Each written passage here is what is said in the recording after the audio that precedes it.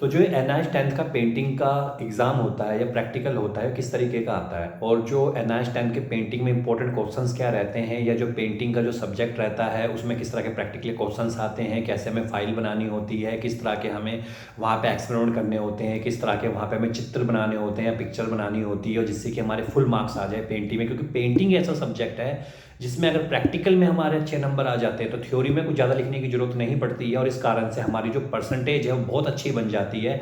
और अगर पेंटिंग में हमारे 80 से 90 मार्क्स बन जाए टोटल पूरे सब्जेक्ट पे, थ्योरी प्लस प्रैक्टिकल मिला के, तो हमारी परसेंटेज 70 प्लस हो जाएगी। तो इस पेंटिंग के प्रैक्टिकल को हमें किस तरह से परफॉर्म करना है, कैसे हमें फाइल बनानी है, और हमें किन बातों का ध्यान रखना है, आज हम वो डिस्कस करने वाले हैं। इसी के साथ ही हम अपने इस चैनल के ऊपर आपको एनआईएस से रिलेटेड 10th या 12th के जो भी अपडेट्स आते हैं, जो भी सिलेबस रिलेटेड अपडेट्स होते हैं, टीएमए रिलेटेड अपडेट्स होते हैं, प्रैक्टिकल रिलेटेड अपडेट्स होते हैं, या जो आपने एग्जाम पेपर्स आते हैं उसके अपडेट्स होते हैं, नोट्स असाइनमेंट है, वो सारी हम डिस्कस करते रहते हैं, ताकि कोई भी जो स्टूडेंट है जो अभी 10th कर रहा है, 12th कर रहा है, पहली बार एनआईएस से कर रहा है, उसे किसी प्रकार की कोई दिक्कत या प्रॉब्लम का सामना ना करना पड़े। और इसके साथ ही साथ हम उनको हर तरह की नई अपडेट देते रहते हैं, क्योंकि हमारे पास काफ़ी सारे स्टूडेंट ऐसे हैं जो कोचिंग्स के लिए आ रहे हैं, एडमिशन में हेल्प ले रहे हैं, और इसके साथ ही पूरे देश भर में काफ़ी स्टूडेंट ऐसे हैं जिनको हम मदद करते हैं सैम्पल पेपर से भी और नोट से भी। अब बात कर लेते हैं प्रैक्टिकल के बारे में। तो देखिए, पेंटिंग अगर 10th का आपका प्रैक्टिकल हो रहा है तो सबसे पहले तो आपको प्रैक्टिकल फाइल बनानी है। इसी फाइल से ही आपके नंबर अच्छे लगने वाले हैं। अब उसमें किन किन चीज़ों का ध्यान रखना है जो बहुत से स्टूडेंट ध्यान नहीं रखते हैं, इस कारण से उनके नंबर यहाँ पे कम हो जाते हैं, जिसके कारण उनकी परसेंटेज बिल्कुल गिर जाती है, डाउन हो जाती है। कई बार तो बच्चों की कंपार्टमेंट भी आ जाती है पेंटिंग के प्रैक्टिकल में। सबसे पहले पेंटिंग का प्रैक्टिकल आपको बनाना है। अब देखिए, प्रैक्टिकल कहाँ से बनाना है। यूट्यूब पे ऐसी बहुत सारी वीडियोस पड़ी हुई है जहां पर आपको पेंटिंग के प्रैक्टिकल का रिलेटेड कंटेंट मिल जाएगा। तो कोई भी 4-5 वीडियो को देखिए यूट्यूब पे। अब डालना क्या आपने, कई बच्चों को ये भी नहीं होता कि क्या लिखूं मैं, एनआईएस 10th पेंटिंग।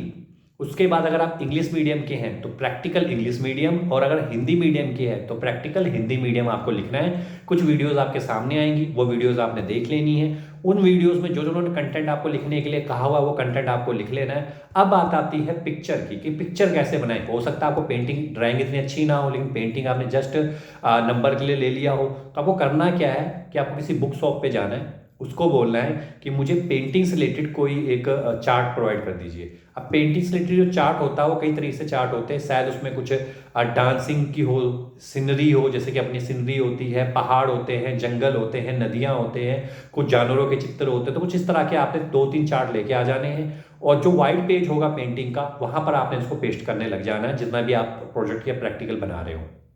नेक्स्ट चीज़, जो स्टूडेंट गलती करते हैं वो कभी इंडेक्स नहीं बनाते। तो आप जो प्रैक्टिकल फाइल लेकर आओगे उस पर इंडेक्स होगा, तो इंडेक्स में पहले से लेके आखिर तक जो भी अपने एक्सपेरिमेंट लिखे होंगे उनकी जो हेडिंग्स होंगी वो हेडिंग्स आपको वहाँ लिख लेनी है।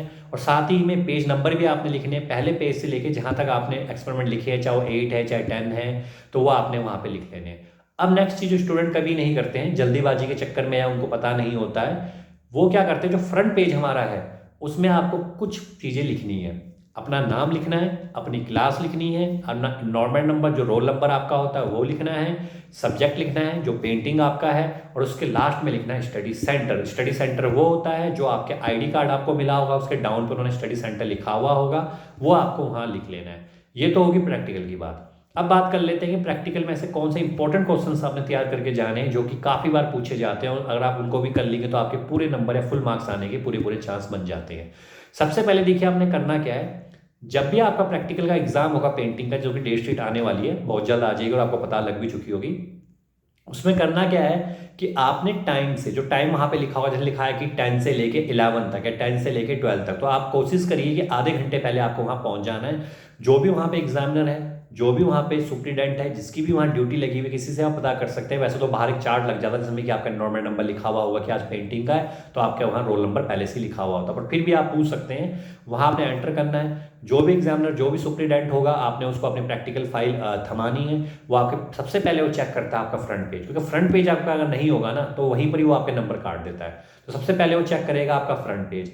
फ्रंट पेज के बाद वो चेक करता है आपका इंडेक्स, और इंडेक्स के बाद फिर चेक करेगा वो आपकी, वो थोड़े बहुत एक्सपेरिमेंट चेक करता है। लेकिन ये 2 पेज बहुत ज़्यादा इंपॉर्टेंट होता है। अगर 2 पेज आपने नहीं बनाए तो आपके नंबर यहाँ पे कट होने वाले हैं।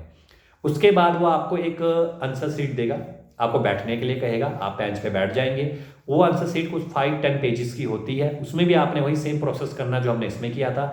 आपको अपना नाम लिखना है, अपनी क्लास लिखनी है, अपना पेंटिंग सब्जेक्ट लिखना है जो भी आप दे रहे हैं पेपर, उसके बाद आपको अपना स्टडी सेंटर लिखना है और अपना इनरोलमेंट नंबर तो जरूर लिखना ही लिखना है। और जो 4-5 क्वेश्चन तो देखिए कौन से पूछे एग्जामिनर। एग्जामिनर कुछ नहीं करता, वो आपसे बोलता है कि जो आपने प्रैक्टिकल फाइल बनाई हुई है या तो उसमें से लिख लो 2-3 जो आपको आते हैं, या 1-2 क्वेश्चन वो आपको वैसे भी बोल देता है कि ये बताओ कि विंची की पेंटिंग में क्या था या मोनालिसा की पेंटिंग में क्या था। तो कुछ कॉमन से क्वेश्चन है जो आते आते हैं, विंची की पेंटिंग में क्या था, मोनालिसा की पेंटिंग में क्या था, जब आप कोई सीनरी बनाते हैं, पेड़ बनाते हैं, तो उसके लिए हमें किन बातों का ध्यान रखना चाहिए, ब्रूस कैसा होना चाहिए। तो अगर आपको पता है तो आप लिख दीजिए, नहीं समझ में आ रहा है तो जो भी आपने चित्रकला से हिंदी में और इंग्लिश में पेंटिंग से जो भी आपने याद किया हुआ होगा, आप उस पेंटिंग प्रैक्टिकल में आपको लिख के आ जाना है। उसके बाद आपको अपने प्रैक्टिकल, आपको वो जो आंसर सीट होगी वो एग्जामिनर को देनी है, जिसकी वहाँ ड्यूटी है, वो आपको एक अटेंडेंस सीट देगा। देखिए बहुत से स्टूडेंट अटेंडेंस सीट पर अपने सिग्नेचर नहीं करते हैं, इस कारण से भी उनका एब्सेंट लग जाती है, और बहुत से बच्चों के एब्सेंट लग जाते हैं, उनको दोबारा से प्रैक्टिकल देना पड़ता है। तो अटेंडेंस सीट में जहाँ पे लिखा होगा पेंटिंग, वहाँ पे आपको साइन करने हैं, और अपनी अगर डेट डालने को तो डेट डालनी है। और ये सब काम होने के बाद फाइनली आपको घर आ जाना है। वहाँ पे कुछ चित्र बनाने की जरूरत नहीं है, वहाँ पे कोई पेंटिंग लगाने की कोई जरूरत नहीं है, कोई कलर करने की जरूरत नहीं है, क्योंकि वो कुछ नहीं होता है, सिर्फ आपका यही होता है। बाकी आप बैकअप प्लान के लिए ले जा सकते हैं, लेकिन कुछ नहीं होता। बस इन चीज़ों का अगर आप ध्यान रखेंगे तो पेंटिंग में आपके फुल मार्क्स आने के पूरे पूरे चांस बन जाएंगे।